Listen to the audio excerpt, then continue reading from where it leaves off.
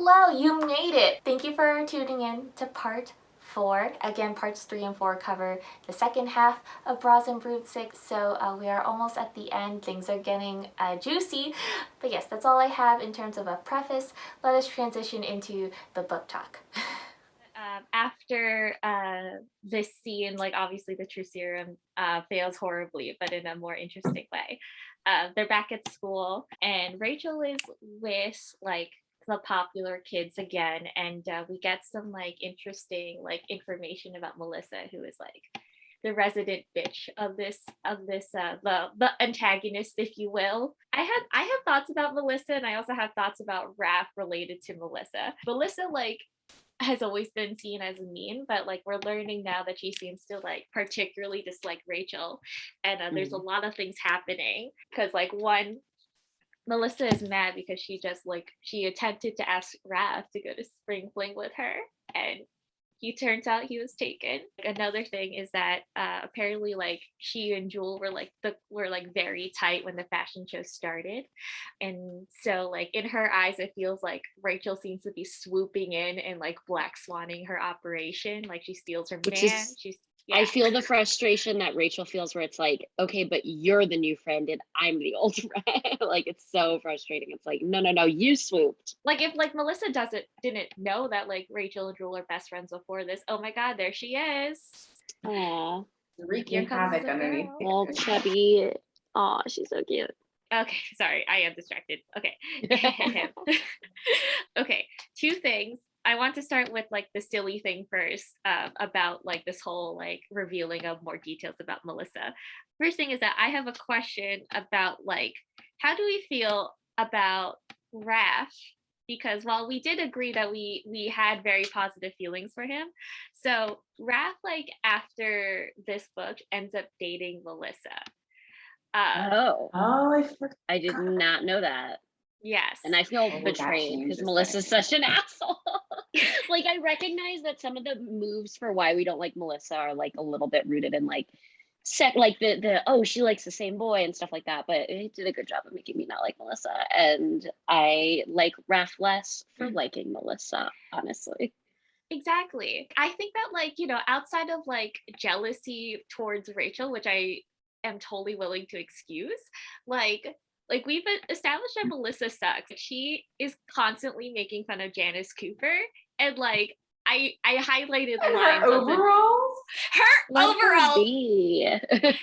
Janice Cooper would be the most popular person. Yeah, she's got style. Exactly. She'd be like considered like fashion. Super cute and like hipster. I feel like I just aged myself by calling her a hipster, because I'm like, nobody uses the word hipster anymore, but she'd be like hipster. Oh my god. I am like, to use Maya's words, beside myself with like your slander of her outfits. I'm sorry that you're like not operating in the same like time period as Janice. Like, I'm sorry that you're like too late to this. You don't appreciate some like unique style. It's crazy. And they live in New York. They should be cool with like cool style. Like every time they describe an outfit Janice is wearing, I'm like, that's a look. Like, that's really cute. Ridiculous. In terms of like Raph like dating Melissa, like this always really annoyed me, because like other teenage books have done this, where it's like the boy love interest, he's very beautiful and nice, but he's also dating like the popular mean girl.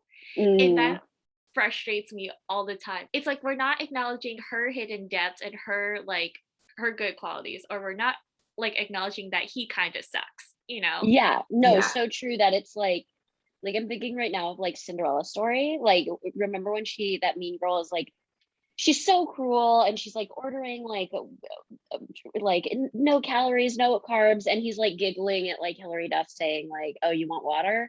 And it's like, so do you not like your girlfriend? I forget if he was dating her in Cinderella story, but still, just my point being, I feel like, why do you hang out with these people? Like, these popular boy characters are shitty if they're like hanging out with all these like terrible people. Such a good point, Jay. I'm like getting very upset just thinking about like. No, I think it's a good point and that's why you stand Tammy, because Tammy can be cool because she still has Aaron that's cool, that likes her, and also stand Aaron. He doesn't have any like actual FaceTime, but like I do like that clearly, if people are talking mean about Tammy, clearly Aaron doesn't care. He's kind of in that circle, but also is like firm enough with himself and confident enough with himself to be like, no, like I genuinely like Tammy. I like hanging out with her. Tammy's confident enough with herself to be like, yeah, no, I'm not going to go to spring fling. Like, I have this commitment. Like, I'm going to stick with this commitment, even though this girl's been terrible to me. Yeah. I'm still going to stick with She this honored the commitment. commitment more. It was so sweet that she Yeah. came.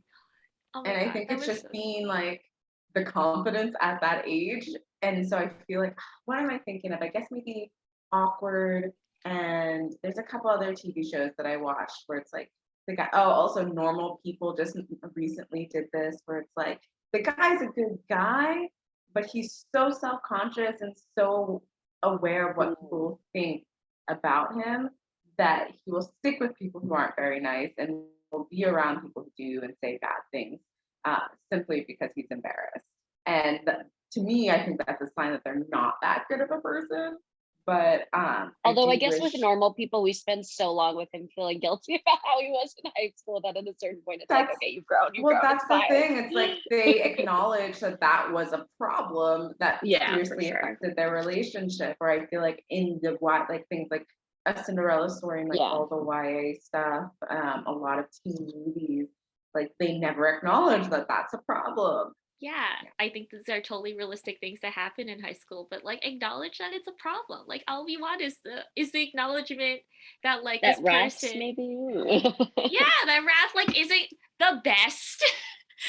I've been holding that like thought in about like these like male protagonists who get off so easy in teen movies, like for Yeah. years. Sure. It's so easy. It's like, oh, we're gonna forget about the fact that you were aligning yourself with all these bullies because you kissed the main girl at the end. Like, oh God, you like Thank you. unlocked a new like anger at teen movies that because I'd like kind of been like annoyed about that, but I just had never thought about it so seriously. I was like, God, what like. No, they don't realize in any capacity that they've done anything wrong. It's crazy. And when they get off because they kiss the main girl at the end, but it's also the end of the school year of their senior year where everyone is just like, actually, I acknowledge I've been an asshole for 4 years, but I did it so I could survive. So now I'm going to be myself. Like it doesn't count. You cowards. Yeah. Yeah, Aaron Samuels like went to college like after kissing Katie. Like he had no stakes left. Yeah. So true. That's such a good example. Aaron Samuels, who dated Regina for ages and then went off on Katie for being like fake. And it's like, really? Really? You like dated like the biggest bully at school for ages, but you're like you feel like you have something to tell Katie or teach Katie on this. It's so annoying. Also, one more thing about Raph. I mean, this is not a big deal, but like I like was overthinking this. But at one point, this is an example of like, Rachel, you could have been dating this ding dong this whole time. So like Rachel comes out of the bathroom and like with the girls, and like Raph is there. He's like, oh hey, I missed you, and he kisses her on the cheek, and I was like almost like floored. I was like, I'm sorry, like I'm sorry, but that feels more serious than him asking her to go to a concert with her. Yeah, like, it feels like they're dating now, like high school, middle school dating, where it's like, I guess now we're dating. Yeah, I felt like that was the boldest move like I've ever seen. Like I don't really understand. Big moves made by Raph. Kiss on the cheek. No, but I agree with you. I get what you mean. Yeah, right? It's like a bold, like public display of affection. Like he couldn't work up the courage to kiss her privately. But he's like, but yeah, he could do it in public. He patted her on the shoulder. I'm now imagining like Raph's perspective, like after the date, like him like debriefing with Will or something, and Will being like, he like thought about it and he was like, oh no, I need to be bolder. Can you imagine Will being like, you patted her on the shoulder? Raph like wilting like, yes, why? Was that a bad call? Did I do it wrong? Did I do it wrong? Oh. No, we are not sympathizing with him. I know. I'm like, okay, no, we don't like Raph. Yeah, you Right. dated Melissa. After you broke the Melissa news to us, I'm like, no. Yeah, no, he will not sit. Yeah, I am very curious to read the second book because does he start dating her before or after the glove? Well, I don't remember exactly the timeline, but it was like it kind of felt like a response to Rachel dating. It feels like it could be a response, in which case still bad, but understand. But I kind of get it. Yeah, I would get it more than just like it being like, yeah. Fucking rap. Oh, I did have a note in chapter 17 where and you might know this, Jay, because I feel like your memory of the series is best. But I think it's Miri mentions Aunt Sasha in Massachusetts. Yes. I'm assuming we hear about Aunt Sasha later. We do. They mentioned this in like one of the first chapters. Yeah, they mentioned this in like chapter 2. Like they mentioned Aunt Sasha. Yeah, so Aunt Sasha is oh wait, yes. Yeah. Okay, now I'm remembering for book 3. That makes sense. But okay. Yes. So Sasha, that's cute. I was just like, that's cute. Yeah, Sasha comes back in a big way, like in book 3. Another thing is that like during the scene with where we're also still talking about Melissa and also like her feelings for Raph, we were like there were like a couple really cringy lines about like her bulimia, like that were really bad. Like, Sarah, don't say that. And also like they are really bitchy about Melissa, who is like clearly going through some mental health issues and could use a support system. It's crazy that I don't know. It's like I do think it's just like the book aged terribly because I feel like this is like in line with the type of like shitty humor that we were getting at that time. But that doesn't make it okay. But it's also just like that kind of stuff. I'm like, you don't, even for the time period, you don't need to be that specific and that heavy-handed. Like there's so many times. It's not like 1 or 2 times. Like it's consistently throughout the book. Again, I don't think I noticed it as a kid, so maybe. But then I also was very self-conscious as a kid. Yeah, no, I'm like, so. I don't think as a kid I was like, this is bad, but I think I probably internalized a lot of the stuff I read. So yeah, that's like what the horrible part is. It's like the fact that when we were 12, we didn't like clock it. We just like absorbed it and went, got it. Another thing to look out for. After like this whole school day, we finished talking about Melissa and all these things. So we're cutting to Miri and Rachel again, and they're realizing that they are running out of time. Like to give a time, like a snapshot of where we're at. Like we're like 2 weeks away from the wedding, and they are running out of options. And so this is where we get our plan C, the big guns, which is that they are going to cast a love spell on their father to make him fall back in love with their mother. And I'm sure we have thoughts on this. So many. Yeah. I think it's so cruel. Yeah. Like I have it like later where I really was highlighting like when he goes to their apartment and then he stays up really late with the mom talking and they can hear the mom giggling and it's like, how can they think that that's okay? Like it's so shitty. Yeah. The thing is like I feel like I don't understand why that wasn't their initial thought. Because the thing is what makes it cruel to me is that wasn't actually what they wanted at the beginning. Like if it was like, we don't want him to marry her, we want him to get back together with mom, and that was the girl from the beginning, then I can understand them doing this and being like, well, our goal is for our parents to get back together. But that wasn't their goal. Their goal is for him not to marry STB and for Rachel to not Mary's goal, but Rachel wants to go to the spring fling. And the fact that they're willing to sacrifice their mother and STB and their father without thinking about the consequences, that to me is what makes it so cruel. Like if it was truly a parent trap thing and that was always their intention, then that's just kids just like not being aware and just like wanting their parents to be together. But yeah, like because the way it happened, I was like, yeah.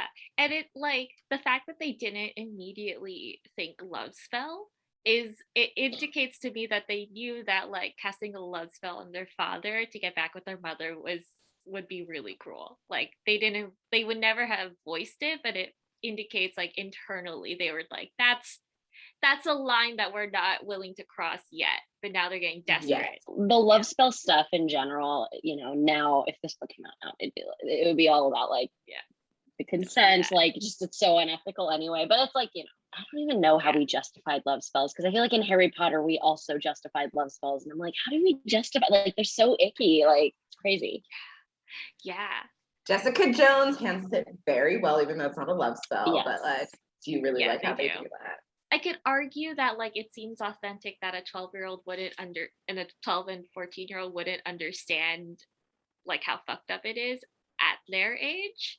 But and like that's, you know, something that the mom like tells them about, like this was not okay, like what you did to me and what you did to Jennifer and your dad was like really fucked up. But like to me that like just means that like I'm really stressed that like you can get your magical powers at the age of 12. Yeah.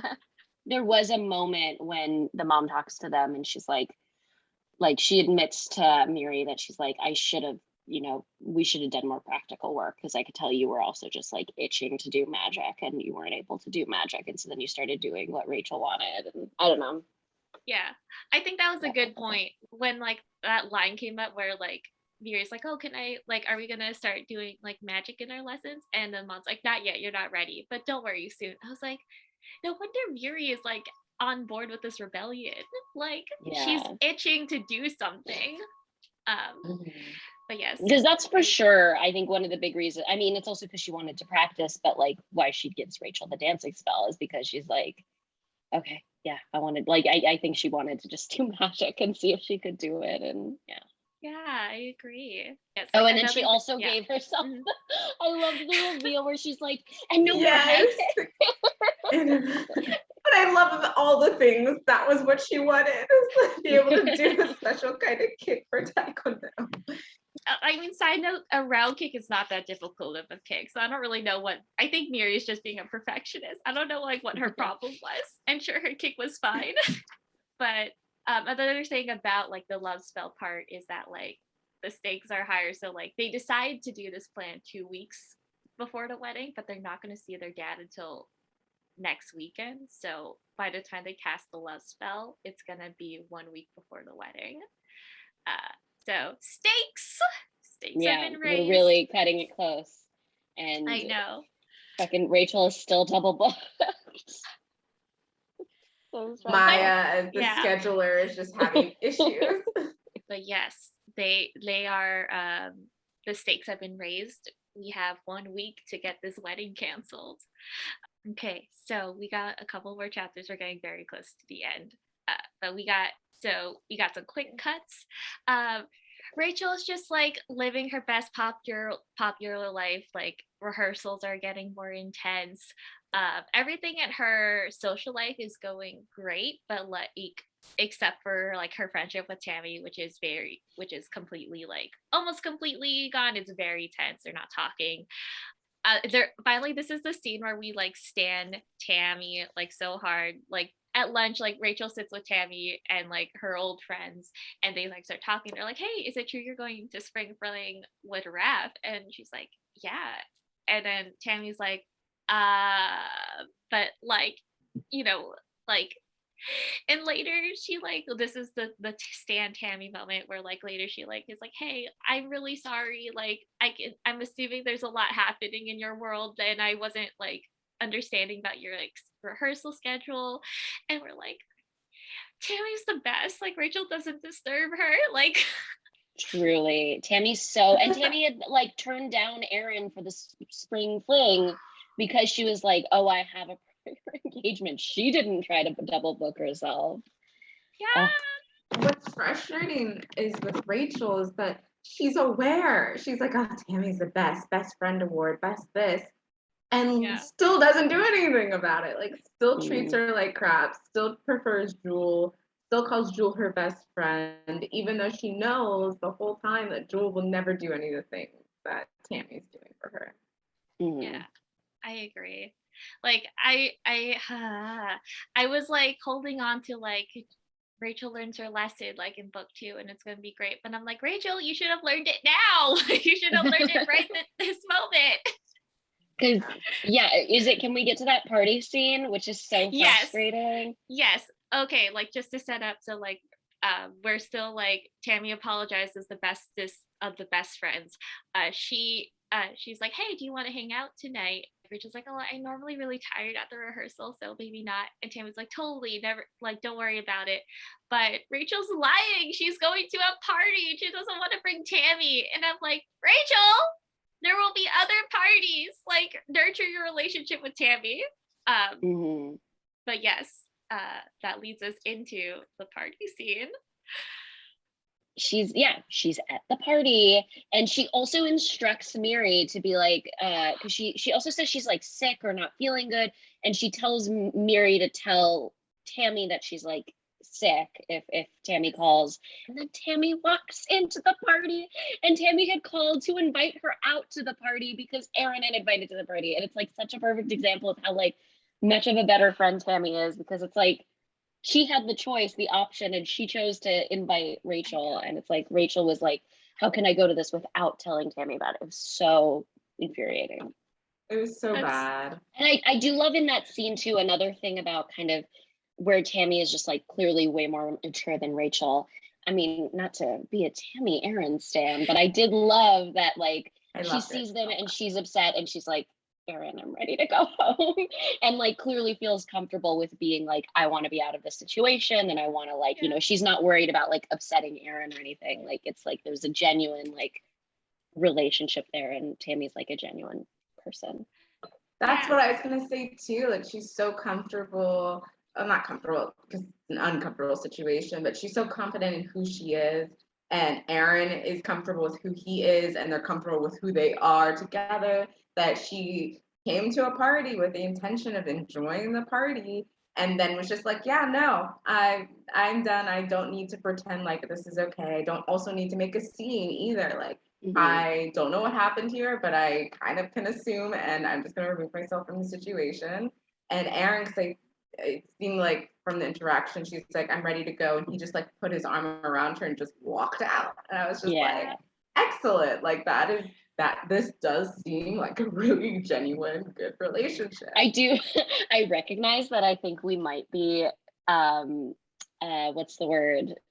Projecting onto Aaron a little bit, because we also do know nothing about him, but he does seem like a nice boy.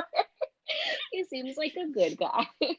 Well, like he's been like, they explained like he clearly did like her, and they hang out and talk a lot, but like they didn't talk about their feelings, so it was just purely like platonic, but clearly with feelings under the surface. So but yeah, other than that, Aaron has said nothing, which means I like him. You did not think the whole story. You know, that's a good point. I don't think we've heard like one line of dialogue with Aaron. That is how we like our men. Very silent sisterhood of the child. We like them silent. Yeah, silent in your obedience. I don't want us to like get off of the Aaron train so quickly, but I do like feel like Aaron does not turn out to be the best in book 2. Thank you, Jay. I don't think we remember him that well, but I do appreciate I do not. You correcting our like Aaron assumption. This is just us just hopping onto the train with, I feel like we did this, I don't know. We did this with Rap. One other character. We kind of did this with Rapper, hop on the train and then immediately hop off, which honestly, pretty consistent for men, like in general. He's a good, never mind. We're just waiting to be disappointed. Yeah, we're just waiting to hop off the train. Like we haven't sat down yet. I don't have confirmation because I don't remember exactly if Aaron does something wrong, but I think he does, but like we'll see. We'll see for sure. Don't hurt Tammy, man. Tammy's my girl. Tammy and Miri. I still like Miri a lot. And like you mentioned this earlier, Maya, of like how like in this scene, like when Tammy leaves and it's like that big betrayal for Rachel, like the people around her, like they start making fun of Tammy, and they're like, oh, like we should like, oh, but like Rachel used to be friends with her, and Rachel's like, the people used to like say that things like that about me, and then Jewel would just stare at the floor and like, damn. Yeah. And it's like she recognizes, and I kind of get that feeling. I feel like I have had that moment when I was like in high school where I've been like, I'm being shitty right now. This is shitty. Like you can recognize that this is not okay, but you also like are too insecure to do anything about it. So I kind of get that, but it's still, I get that in the moment of her like being like, you know, like feeling ashamed and, you know, them being terrible about Tammy, but like, you know, her actively choosing to lie about going to a party feels less, you know, I don't identify so much with that, but I do identify with the like her just looking at the floor and feeling ashamed. I think that's my biggest issue with Rachel is that she is very self-aware despite being completely self-absorbed. She's self-aware and then she just ignores it and she continues to repeat behavior. And like she sees Melissa and Jewel being mean and she lets it happen again and again and again. And it's like, you can't be aware of these bad things and call it out and then just continue to ignore it and still be considered a good person. Like it's one thing if you don't notice it, another thing if you notice it and you ignore it.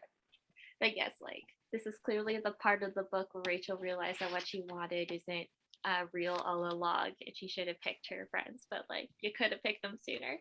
So like the next couple of days passes, it's quotes a blur with rehearsals. Like her popularity is doing great, but everything else is awful. Tammy's not talking to her. Yeah. So it's like, it really sucks. Okay, but the love spell has been cast. And then like a few days later, who comes to visit their apartment impromptly, it's their father. And oh shit, the love spell is in motion. Basically they just spent like that night like talking and bonding, and it was like a nice moment for the mom, but like clearly like confusing. It's funny too. I will say I'm pretty impressed with how the magic manifests in this, where it's like feels believable. Like even the way the dad's like the love spell and the dad works, it feels believable, and it's not like crazy over the top like Ron accidentally drinking the love spell for Harry in you know the sixth. No, I totally agree. I feel like how this like whole love spell like played out like was so like so realistic. Like Rachel talks about how like, I don't understand why they're not like already remarried. Like, why isn't this working faster? But it's like, this is legitimately how it would happen. Like, you know, if you were a person who suddenly felt like you were missing like your ex-wife, you wouldn't just immediately leave Jennifer. Like, it would be a slow build. And like something like this where like you would just first like come to visit and like just like talk about life. I don't know. I feel like Sarah like did a good job with like doing the adult relationships, and like what Rachel sees of those adult relationships still hold up to me as realistic, but it does feel like there are parts of her like writing of teenagers that feels like she's kind of forgotten what it's like to be that age. Also I love that we keep calling Sarah by her first name because none of us want to try to say her last name. I feel like at one point Rachel's like is impatient with how long it's taking, and it's just like, ask Mary if they should maybe do a love spell on the mom too. And I'm like, if you have to, then you were wrong in the first place. Like, I don't understand. Why would you do that? Why would you say that? Oh, I don't know. It was just really thoughtless. But she's like, yeah, you can give mom a love spell too, because she's like not accepting this. That is absolutely hilarious. She's just stressed. It's very like, you know, it's getting closer to the day, like, because like the wedding is this weekend, like the wedding is this weekend. Well, that chapter is the dress rehearsal, right? The dress rehearsal. the dress or what it's called, the rehearsal dinner. I like how dinner. theater kids that were like dress rehearsal, the rehearsal dinner. The rehearsal dinner though, it's a lot. Like, oh my god. But yes, like when they get to this rehearsal dinner, they just kind of accept that like, well, it's not going to happen. He's not going to call off the wedding. It's too soon, and eventually the love spell will wear off, and that was it. But then in a very akin to Friends moment, very Friends, Oh my God. When like they're doing a toast, Jennifer's like, I'm so grateful to have met like the new love of my life. And he's like, I love you too, Carol. And we're like, It's so bad. horrifying. Horrifying. In front of all their friends and family too. Like, I cannot believe that Jennifer forgives him so easily. I know. Because it's like one thing, it's like the hurt, the worst fear, but also just so embarrassing. Like, so yeah. They said that she cried and like her tear like fell on the tablecloth. Like I was just like, oh, like she really went in to explain how terrible it is. But It's like, crazy. yeah. And Christy's crying. Sorry, I'm just looking at that scene right Yeah. now. And Christy's crying. And she's like surprised that her grandmother's crying. Because she's like, she didn't like STB either. And it's like, yeah, but her grandmother was a fucking adult and knew that it's like, Yeah. just because you didn't like her, this is a bad situation.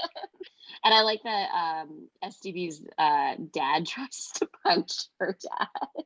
Yeah. And they are like, afterwards, they are just like completely like dead. Mary's like, no more magic. This has been like a traumatizing experience for everyone. Bad. That was bad. Oh, and yeah, I still stand by what I said earlier, where I feel like the resolution to that should have been different. Mhm. Yes. I think I may have to go soon. Okay. And I don't know. I was like, we could Yeah. probably fit it in, but I don't think we can. We And were we've so got- close. This is good though, because like we only need to talk about like the big climax and everything. And that's not something we want to rush. So yeah. But to sign off, like we are leaving off like the day of the fashion show, and a lot is going to happen. And I'm sure we're gonna have lots of thoughts. And I can't Santa's wait. present has returned. Santa's gift has made a reappearance, and that's where we're gonna pick up next time. Yeah, so we're leaving y'all on a cliffhanger. I apologize. Honestly, I thought that part 4 was going to be the last of it. It was going to come out on Halloween. It was going to be the perfect closer to spooky season. But alas, earwax, we are going over. But I have planned to have this final part of this book talk up next week. So, you know, we're only a little over spooky season, but you know, there was a lot to talk about. We had a lot of feelings. But this last part, part 5, is going to be all about the fashion show, all about the wedding. So we are at the climax and it's gonna be fucking great. And I am very excited for us to close out this series. I'll see you then. Okay, bye.